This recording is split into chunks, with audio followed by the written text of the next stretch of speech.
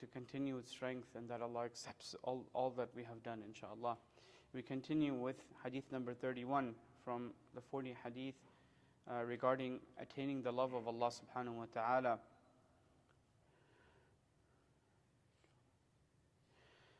عن أبي جري جابر بن سليم أن رسول الله صلى الله عليه وسلم أوصاه ولا تحقرن شيئا من المعروف وإن تكلم أخاك وأنت منبسط إليه وجهك إن ذلك من المعروف وارفع إزارك إلى نصف الساق فإن أبيت فإلى الكعبين وإياك وإسبال الإزار فإنها من المخيلة وإن الله لا يحب المخيلة وإن امرؤ شتمك وعيرك بما يعلم فيك فلا تعيره بما تعلم فيه فإنما وبال ذلك عليه رواه أبو داود. We continue. This hadith is from the chapter of those characteristics and actions that are beloved to Allah subhanahu wa ta'ala, and the opposite, those characteristics and actions that are disliked and hated by Allah subhanahu wa ta'ala. So in this hadith, Jabir ibn Sulaym radiallahu ta'ala narrates that the Messenger of Allah sallallahu alayhi wasallam admonished him, saying, meaning he gave him some, wasiyah, some advice, right? And such advice, it's like, that you take seriously, right? So he said that never underestimate any good deed. Never underestimate any good deed, even if it's something that's small. And know that even speaking to your brother with a cheerful face is a good deed. So smiling at someone, meeting someone, talking to them in a nice way, this is a good deed in and of itself. And we should never ever belie any type of good deed, because every good deed is beloved to Allah subhanahu wa ta'ala. And then he said, and lift your lower garment to the middle of the shin, meaning your pants, right? Lift your lower garment to the middle of the shin, ila nisf as-saq. That's actually what is the sunnah that is given, right? That if a person, out of following the sunnah, the person lifts their lower garment to the middle of the shin. And if you do not want to lift it to the middle of the shin, then at least lift it to above the ankles.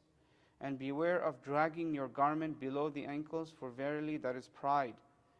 That is from pride, and Allah loves not the prideful.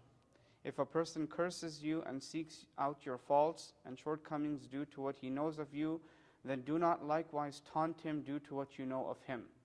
The evil consequences of that will be on him. So there are two things here, subhanallah, that is being specifically mentioned in this hadith, right?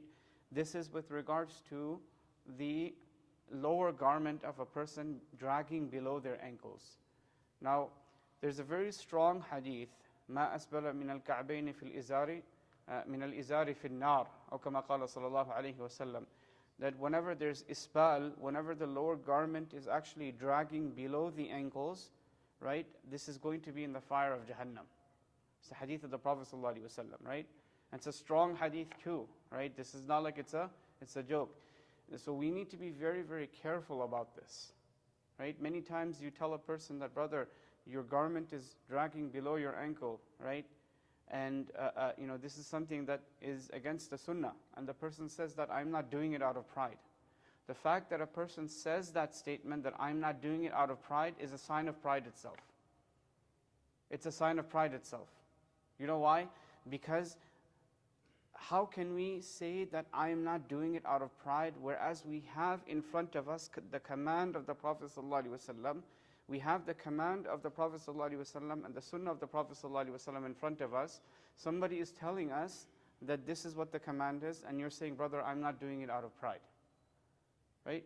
Rather, it is that when a person is approached with the sunnah of the Prophet ﷺ, ala al-ra'si wal-ayn, this is what a person should keep in front of them, right?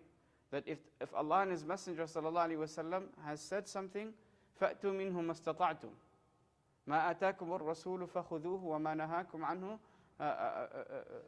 فَانْتَهُوا, right? The hadith, the ayah of the Quran, that whatever the Prophet ﷺ brings to you, then you practice upon it. You practice upon it. Whatever he prohibits you from, then you desist from doing that, right? So this is actually a sign of pride. Many times, yes, it has become a part of the fashion. It has become part of the culture. That doesn't mean that it's going to override the sunnah. At least what a person should be very, very particular about is make sure that your garment is not trailing during salah, during the salah. Because if that's some of the ulama have the opinion that a person's salah is not accepted like that, with the isbalul izar. If a person is praying in the condition that their lower garment is trailing, some of the ulama, they have this opinion that this person's salah is not accepted. So at least during the salah, we should be very particular about folding up, our pants, so that they're not below the ankle, right? And in normal circumstances and cases, to the best of our ability, inshallah, we try to follow in what the sunnah is saying. Because the Prophet ﷺ is saying that there is pride in this particular action. No matter what society says, no matter what culture says, right? And the Prophet ﷺ is saying that Allah does not love the one who is prideful. This is how it ties into the chapter heading, this hadith. And so this is something that we should try our best to stay away from.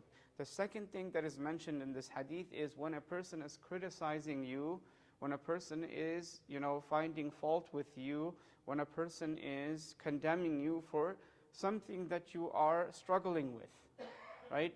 And they're not doing nasiha to you. They're not doing your islah. They're not trying to rectify you. They're not trying to do it out of sincerity. They're not trying to, do it in such a way that displays their love. But rather, they're doing it to embarrass you. They're doing it to make fun of you. They're doing it to, put you down. The hadith of the Prophet ﷺ said that you should not retaliate. Because every person has some sort of flaw. Right? I'm sure, most definitely, the person who's criticizing us, we can find a flaw in them. But is that what the Sharia wants? Is that what the Sunnah teaches us? Absolutely not. Rather, we should leave it to Allah subhanahu wa ta'ala. Right? فَإِنَّمَا وَبَالُ ذَلِكَ عَلَيْهِ. Right? That the consequences of the action that this person has taken, by making fun of someone else, by belittling someone else, by looking down on someone else, by displaying arrogance on someone else, right? The wabal of that, the destruction of that, the consequence of that will be upon that person. We don't reply, Allah will reply on our behalf. Right? This is what the Sunnah teaches us. We ask Allah subhanahu wa ta'ala to give us all the tawfiq and the ability that we're able to adopt these things to the best of our ability, that we're able to stay away from those things that Allah subhanahu wa ta'ala does not like, Allah hates, and that Allah subhanahu wa ta'ala grants us His love and the guidance towards those actions which He does love. اللهم إنا نسألك حبك وحب من يحبك والعمل الذي يقربنا إلى حبك اللهم اجعل حبك أحب الأشياء إلينا ومن الماء البارد أو كما قال صلى الله عليه وسلم آمين يا رب العالمين. أقول قولي هذا أستغفر الله لي ولكم ولسائر المسلمين